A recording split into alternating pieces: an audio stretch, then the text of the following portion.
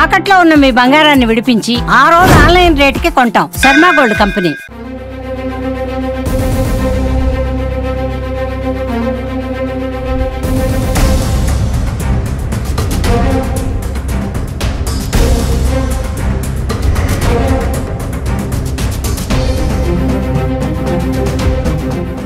రాష్ట్ర వ్యాప్తంగా సంచలనం కలిగించిన గండికోటలో మైనర్ బాలిక హత్యకు సంబంధించి కేసు పురోగతిపై సాధిస్తున్నారు పోలీసులు. అన్ని కోణాల్లో కూడా విచారణ జరుగుతుంది. దీనిపైన మనతో మాట్లాడడానికి జిల్లా ఎస్పీ ఈజీ అశోక్ కుమార్ ఉన్నారు. ఆయన అడిగి మరిన్ని వివరాలు తెలుసుకుందాం.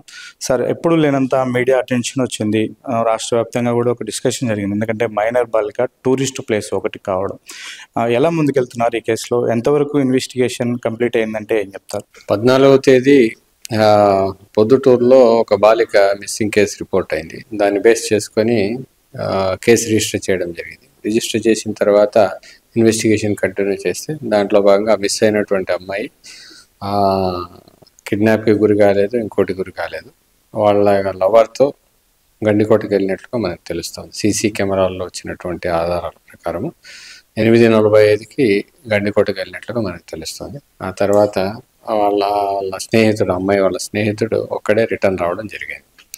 ఆ అమ్మాయిని అక్కడ డ్రాప్ చేసి వచ్చినట్లుగా సీసీ కెమెరాలో కూడా ఫుటేజెస్ మనకు వచ్చాయి. అదే రోజు అతను రిటర్న్ వచ్చిన తర్వాత ఆ అమ్మాయి వాళ్ళ కజిన్ బ్రదర్ గండికోట ఏరియాలోకి ఎంటర్ అవుతున్నట్లు సీసీ కెమెరాల్లో మనకు తెలుస్తుంది. మళ్ళీ అతను ఒక 25 నిమిషాలు ఆ ఏరియాలో ఉండి మళ్ళీ బయటికి రావడం జరిగింది. ఆ తర్వాత సాయంత్రానికి అమ్మాయి కనపడలేదనే దాని మీద కేసు రిజిస్టర్ చేయడం జరిగింది. మార్నింగ్ ఎతికేటప్పుడు ఆ ఏరియాలో ఎతికినప్పుడు రంగనాయకుల టెంపుల్ వెనకాల అమ్మాయి యొక్క డెడ్ బాడీ మనకు గమనించింది. దాన్ని బేస్ చేసుకుని ఇన్వెస్టిగేషన్ కంటిన్యూ చేయడం జరుగుతుంది. సీసీ ఫుటేజెస్ ద్వారా అయితేనేమి, టెక్నికల్ అనాలిసిస్ ద్వారా అయితేనేమి, tower dump analysis, different technical analysis మనం కంటిన్యూ చేస్తాము. దాంట్లో అనుమానితుల మీద ప్రత్యేకమైనటువంటి శ్రద్ధ పెట్టి ఇన్వెస్టిగేషన్ కంటిన్యూ చేస్తాం. సార్, అమ్మాయి ఓన్ బ్రదర్ బ్రహ్మయ్య ఆ రోజు చెన్నై వెళ్ళాడు. అందుకే కాలేజీకి అతను డ్రాప్ చేయలేదు కాబట్టి ఈ అబ్బాయితో అమ్మాయి వెళ్ళింది అనేది ఒక వాదన. కానీ ఇప్పుడు మేము ఇన్ఫర్మేషన్లో, అంటే ఇన్వెస్టిగేషన్లో వస్తున్నటువంటి ఇన్ఫర్మేషన్ ప్రకారం అతను లోకల్లోనే ఉన్నాడని చెప్తున్నారు. అంటే వాళ్ళు ఎందుకు అట్లా చెప్పాల్సి వచ్చింది అనే దానిపైన ఏమన్నా? అతను చెన్నై వెళ్ళినట్లుగానే మనకు ప్రాథమికంగా నిర్ధారణకు వచ్చింది. అతని యొక్క సిడిఆర్స్ ప్రకారం కావచ్చు, ఫోన్ డేటా ప్రకారం కావచ్చు, అతను చెన్నైకి వెళ్ళి సమ్ కాలేజీ పని మీద వెళ్ళినట్లుగా ప్రాథమికంగా వచ్చినటువంటి అంచనా. వాళ్ళ కజిన్ బ్రదర్ వెతకడానికి వెళ్ళాడు, గండికోటకి వెళ్ళడానికి వెళ్ళాడు వాళ్ళ కజిన్ బ్రదర్. అది మనకు తెలిసింది. ఇంకా దీంట్లో ఎవరెవరు పాత్ర ఉంది, ఏమైనా బయట నుంచి వచ్చినటువంటి టూరిస్టులని కూడా మన సీసీ కెమెరాల్లో ఫుటేజెస్లో వెరిఫై చేయడం జరిగింది. ఆ రోజు దాదాపు 200కు పైగా కార్లు, బైకులు ఇవన్నీ వచ్చాయి. వాళ్ళందరినీ కూడా వెరిఫై చేస్తాం. ఫ్యామిలీస్, లేడీస్, తర్వాత పిల్లలు, వీళ్ళందరినీ ఎలిమినేట్ చేసుకుని యూత్ ఎవరెవరు వచ్చారు, ఆ అమ్మాయి వాళ్ళ బంధువులు ఎవరెవరు వచ్చారు, ఆ అబ్బాయి వాళ్ళ బంధువులు ఎవరెవరు వచ్చారు, అన్ని కోణాల్లో మనం వెరిఫై చేస్తాము. ఎక్కడెక్కడైతే రిసార్ట్స్ ఉన్నాయో, హోటల్స్ ఉన్నాయో అక్కడ సీసీ కెమెరాలని ఫుటేజెస్ని వెరిఫై చేస్తున్నాం. మిస్ అయినటువంటి అమ్మాయి వాళ్ళ స్నేహితుడు కూడా ఒక 2 hours ఆ ఏరియాలో స్పెండ్ చేశారు. అక్కడ కూడా విచారించడం జరిగింది. మనం అన్ని కోణాల్లోనూ స్టడీ చేస్తా ఉన్నాం. అదేవిధంగా అమ్మాయి చనిపోయిన తర్వాత ఆ అమ్మాయి బాడీ మీద ఉన్నటువంటి గాయాల్ని క్షుణ్ణంగా పరిశీలించడం జరిగింది. పోస్ట్ మార్టం నివేదికను కూడా డాక్టర్లతో ప్రాథమికంగా తీసుకొని అంచనా వేయడం జరిగింది. దాంట్లో డాక్టర్లు ఇచ్చినటువంటి ప్రాథమిక అంచనా ప్రకారం ఆమె మీద లైంగిక దాడి జరిగిన ఆనవాళ్ళు లేవనేసి చెప్పారు. ఎక్కడ కూడా గోటితో పరికినటువంటివి కానీ, ఇంకా కొరికినటువంటివి కానీ, ఇంకా ఇతరత్ర సైన్స్ ఏవి కూడా లైంగిక దాడికి సంబంధించినటువంటి, అసాల్ట్కి సంబంధించిన సైన్స్ లేవు. కడుపులో ఉన్నటువంటి లివర్కి పెద్ద గాయం అవ్వడం వల్ల, రప్చర్ అవ్వడం వల్ల, లాసిరేటెడ్ ఇంజురీస్ అవ్వడం వల్ల ఈ డెత్ రీజన్ అనేది తెలిసింది. ఆమె మృతికి కారణం ఆ లివర్ పంక్చర్ అవ్వడం వల్ల జరిగింది అనేసి ప్రాథమికంగా డాక్టర్ల యొక్క నిర్ధారణ. లైంగిక దాడి కంటే ముఖ్యంగా ఈ యొక్క రీజన్ వల్లనే ఆమె చనిపోయిందని చెప్తా ఉన్నాం. ఆమె మోకాళ్ళకి కొన్ని దెబ్బలు ఉన్నాయి. ఏమైనా పరిగెట్టేటప్పుడు కింద పడ్డామా, ఇంకోట అది ఎవరు కొట్టారు, ఎందువల్ల కొట్టారు, ఎలా దెబ్బలు తగిలాయి అనే కోణాల్లో ఎగ్జామినేషన్ చేస్తాం. అంటే సార్, బాడీ చూసిన తర్వాత మీరు కూడా కొంత ఐడెంటిఫికేషన్కి వస్తుంది. ఆయుధాలు ఏమైనా వాడినట్టు నిర్ధారణకు వచ్చారు? అది కూడా మేము ఎంక్వైరీ చేయడం జరిగింది డాక్టర్స్తో. బ్లంట్ ఇంజరీస్తో ఏమైనా అటాక్ చేశారా అన్నప్పుడు ఎక్కడ కూడా బాడీ మీద వాతలు కానీ, కర్రలతో కొట్టినట్లు, రాడ్స్తో కొట్టినట్లు ఎక్కడా లేదు. శరీరం మీద ఏమాత్రం ఎక్కడ కూడా దెబ్బలు కొట్టినట్లు గుర్తులేవు, కానీ లోపల మాత్రం లివర్ డ్యామేజ్. మోస్ట్లీ కాలుతో గట్టిగా తనడం వల్ల కానీ పిడికిలతో గట్టిగా గుద్దినప్పుడు కానీ ఇలాంటి ఇంజరీస్ అవుతాయి అనేసి డాక్టర్స్ మాకు చెప్పినటువంటి ప్రాథమిక నివేదికలో తెలిసింది. కాబట్టి ఆ కోణాల్లో మనం వెరిఫై చేస్తాం. సార్ 14వ తేదీ అమ్మాయి గండికోటకి వెళ్ళింది. ఆ రోజే 12-1 గంట మధ్యలో ఇన్సిడెంట్ జరిగి ఉండొచ్చు అంటారు. సార్ 14వ తేదీ నైట్ వాళ్ళ cousin brother Kondaiah telephone network కూడా గండికోటలోనే ఉంది అంటూ కూడా ఒక సమాచారం వస్తుంది. ఏంటి సార్ దీనికి సంబంధించి? 14వ తేదీ మిస్ అయిన తర్వాత సాయంత్రం తర్వాత అమ్మాయికి సంబంధించిన బంధువులందరూ కూడా అమ్మాయి ఎతకడానికి వెళ్ళారు. దాంట్లో భాగంగా వచ్చి ఉండొచ్చు. ఇంకా ఇతరత్ర ముందు ఎప్పుడున్నాయి, ఎక్కడున్నాయి, ఎవరెవరితో మాట్లాడారు, ఏంటి వాళ్ళని కూడా పిలిచి ఎగ్జామిన్ చేయడం జరుగుతుంది. స్టేట్మెంట్స్ రికార్డ్ చేసుకోవడం జరుగుతుంది. ఇంకా ఇన్వెస్టిగేషన్ పలు కోణాల్లో కంటిన్యూ అవుతుంది. కాబట్టి ఇంకా ఎవరైతే నేరం చేశారో వాళ్ళని పట్టుకోవడానికి కోసం మేము ప్రయత్నం చేస్తాం. సార్ ఇంకో క్వశ్చన్, వీళ్ళిద్దరూ కూడా గత కొద్ది రోజుల నుంచి కూడా ప్రేమ వ్యవహారం నడుస్తుంది వాళ్ళిద్దరి మధ్యలో. గండికోటకి వెళ్ళే విషయాన్ని ముందే వీళ్ళు డిస్కస్ చేసుకున్నారు మెసేజెస్ ద్వారా. అవి మూడో వ్యక్తికి తెలుసుంటాయి అన్నది ఒక విశ్లేషణ. ఏమంటారు సార్ దీన్ని? వీళ్ళు 2 సంవత్సరాల నుంచి 3 సంవత్సరాల ముందు నుంచే ప్రేమించుకున్నటువంటి విషయం ఇరు కుటుంబాల్లో తెలుసు. ఇరు కుటుంబాల్లోనూ కూడా ఈ విషయం గురించి తగాదాలు ఉన్నాయి. వీళ్ళిద్దరూ కూడా ఒకటే క్యాస్ట్, ఉపకులాలకు సంబంధించినటువంటి వాళ్ళు. దాంట్లో భాగంగా అమ్మాయి తరపు వాళ్ళకి అబ్బాయితో ప్రేమించుకోవడం అనేటటువంటిది ఇష్టం లేదు. పలు సందర్భాల్లో గొడవలు పడినటువంటి సందర్భాలు ఉన్నాయి. ఈ కారణాల రీత్యా వీళ్ళిద్దరూ పోయినటువంటి విషయం కూడా వాళ్ళకు ముందే తెలిసింది. 1 డే 2 డేస్ బిఫోరే అమ్మాయి అతనికి మెసేజ్ పెట్టినట్లు మనకు తెలుస్తూ ఉంది.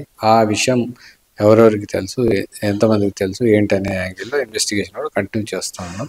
ఇంకా పూర్తి వివరాలు ఏవైనా వస్తే మీడియాకి తెలియజేస్తాం.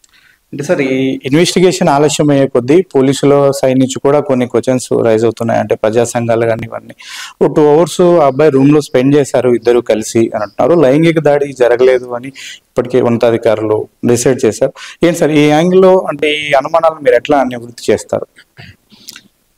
ఎప్పుడైతే ఈ అబ్బాయి 8:45కి గండికోటలోకి వెళ్తాడో, వెళ్ళిన వెంటనే 9:30కే ఆ అబ్బాయికి వాళ్ళ మామ చరణ్ ఫోన్ చేస్తాడు.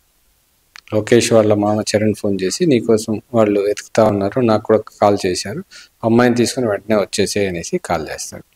కాల్ చేసిన వెంటనే లోకేష్ అమ్మాయి కూడా చెప్తాడు, ఇలాగా మనం వెళ్ళిపోదాము, పొద్దుటూరుకి వెళ్ళిపోదాం అంటే, నేను ఆల్రెడీ కాలేజీలకి వెళ్తాననేసి చెప్పి వచ్చాను, సాయంత్రం 5 గంటల వరకు కాలేజీ ఉంటుంది, కాబట్టి ముందే వెళ్తే ఎక్కడ ఉండాలి అనే దాంతో నువ్వు వెళ్ళిపో, వాళ్ళు వస్తే నిన్ను కూడా కొడతారు అనేసి కూడా అమ్మాయి చెప్తుంది. కాబట్టి 9-9:30 నుంచే ఈ అబ్బాయికి ఆ యొక్క కాల్స్ రావడము, ఇతను బయటికి రావాలనే ఉద్దేశంతో అమ్మాయితో మాట్లాడడం, టెన్షన్లో ఉండడం జరుగుతుంది. ఇవన్నీ మనకు CCTV ఫుటేజెస్ ద్వారా కూడా అర్థమయ్యాయి.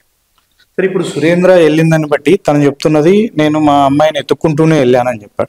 ఎత్తుక్కుంటూ వెళ్ళిన అతను షార్ట్ పీరియడ్లో, అంటే గండికోటలకు వెళ్ళాడని నిర్ధారించుకుని వెళ్ళిన అతను ఇంత షార్ట్ పీరియడ్లో రావడము, టౌన్కి వచ్చిన వెంటనే మళ్ళీ అతను కాలేజీ దగ్గర స్పెండ్ చేయడాన్ని ఇన్వెస్టిగేషన్లో ఎలా చూస్తున్నాను? అవన్నీ కూడా వెరిఫై చేస్తాను. ఎందుకు వెంటనే కంప్లైంట్ ఇవ్వలేదు, పోలీస్ స్టేషన్లో ఎందుకు కంప్లైంట్ ఇవ్వలేదు, ఎందుకు కాలేజీకి వెళ్ళాడు, కాలేజీకి వెళ్ళినా కూడా మళ్ళీ వెంటనే పోలీసులు సంప్రదించలేదు, 20 మినిట్సే ఎందుకు అక్కడ ఉన్నాడు, ఇంకా వివిధ కోణాల్లో ఇన్వెస్టిగేషన్ కంటిన్యూ ఉంది. కాబట్టి మేము ఇంకా పూర్తి వివరాలను వెల్లడించలేము.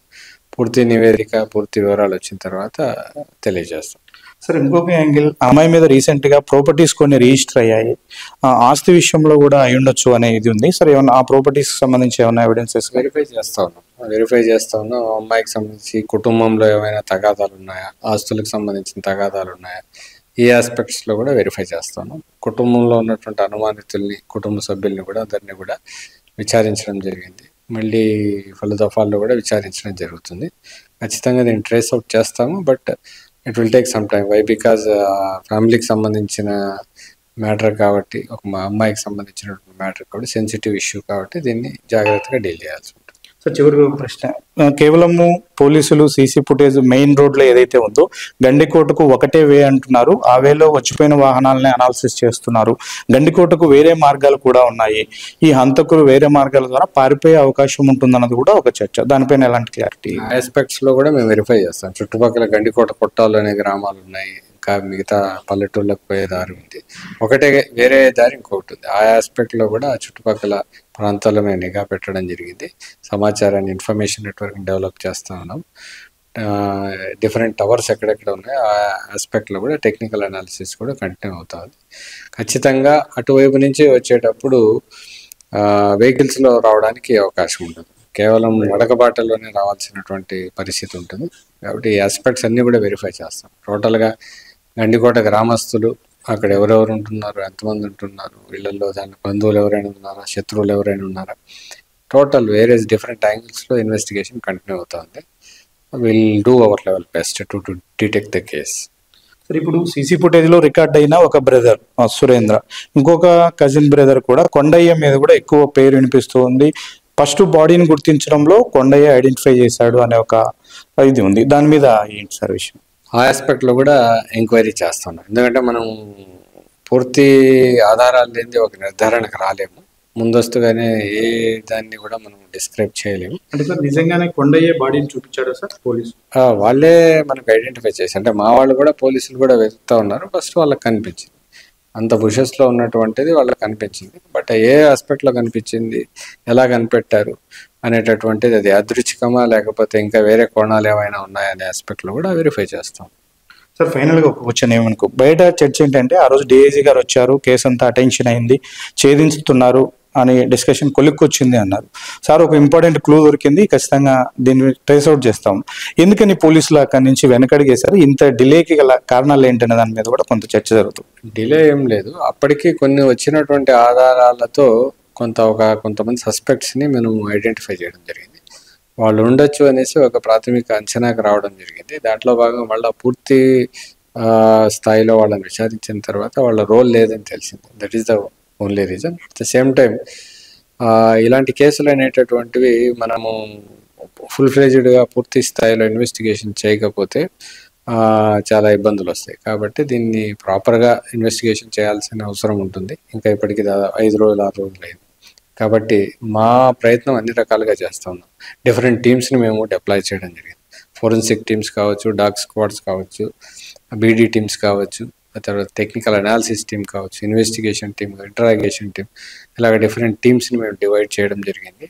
అన్ని కోణాల్లో ఎంక్వైరీస్ చేస్తూ ఉన్నాము, అనాలిసిస్ చేస్తూ ఉన్నాము. తప్పకుండా దీంట్లో పురోగతి అనేది సాధిస్తాం. మీద అన్ని కోణాల్లో మైనర్ బాలిక హత్య కేసుకు సంబంధించి విచారణ జరుగుతుంది. ఖచ్చితంగా ఈ కేసులో ఎవరైతే నిజమైన హంతకులు ఉన్నారో వారిని త్వరలోనే పట్టుకుంటామని, బయట జరుగుతున్నటువంటి ప్రచారాలతో కాకుండా నిజమైన వాస్తవంగా ఏం జరిగిందనే దానిపైన పక్కా ఎవిడెన్స్తోనే ఈ కేసును ఛేదించే ప్రయత్నం చేస్తామని మనతో పాటు జిల్లా ఎస్పీ అశోక్ కుమార్ చెప్తున్నాడు. వీడియో జర్నలిస్ట్ సాగర్తో సుదర్శన్ రెడ్డి, సుమన్ టీవీ, కడప.